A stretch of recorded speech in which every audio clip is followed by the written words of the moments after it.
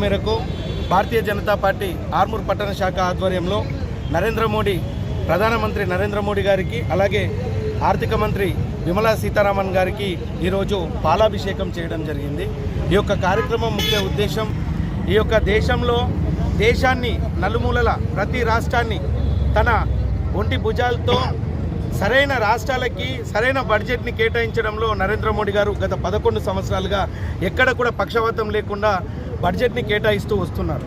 11 సంవత్సరాలుగా కరోనా లాంటి విపత్తు కారణంలో కూడా బడ్జెట్ విషయంలో సమతులికంగా రైతులని మధ్యతరగతి వారిని ఎలా రక్షించాలనో నరేంద్ర మోడీ గారికి బాగా తెలుసు. సాక్షాత్తు రేషన్ని ఫ్రీ చేయడం అనేది ఒక హామీ కాదు, కానీ ప్రత్యక్షంగా రేషన్ని ఫ్రీ చేయడం అనేది నరేంద్ర మోడీ గారి గొప్పతనం.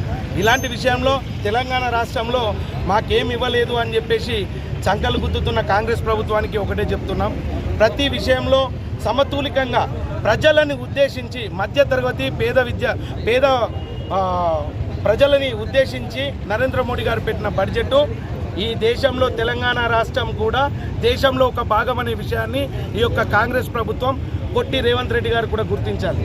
వాళ్ళ కార్యకర్తల్ని ధర్నాలు చేయించడం కాదు, ఊర్లలో ఏం జరుగుతుందో తెలుసుకోలేని ఒక అసమర్థత ముఖ్యమంత్రి ఈరోజు దేశ ప్రధాని గురించి గుండు సున్నా గాడిద సున్నా అని మహేష్ కుమార్ మాట్లాడడం అనేది విడ్డూరంగా ఉంది.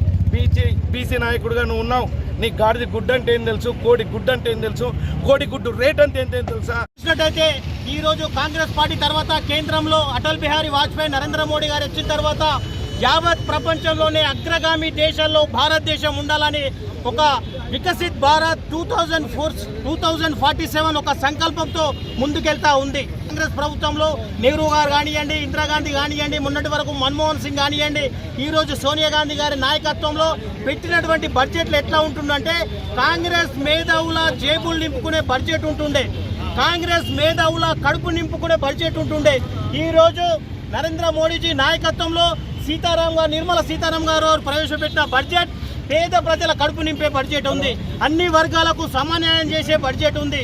ఈరోజు మనం చూసినట్టయితే గతంలో ఇన్కమ్ ట్యాక్స్ ఎక్కువ కావాలంటే లక్షల కొద్ది ట్యాక్స్ కట్టాల్సిన అవసరం ఉంటుంది. ఈరోజు 12 లక్షల వరకు ఇన్కమ్ ట్యాక్స్ ఉన్నా కానీ రూపాయి ట్యాక్స్ కట్టాల్సిన అవసరం లేదు. ఈరోజు ఏ భారతీయ పౌరుడైనా ఏ మధ్యతరగతి కుటుంబకుడైనా అతను ముందుకెళ్ళడానికి అవకాశం ఉంటుందని నేను తెలియజేస్తా ఉన్నాను.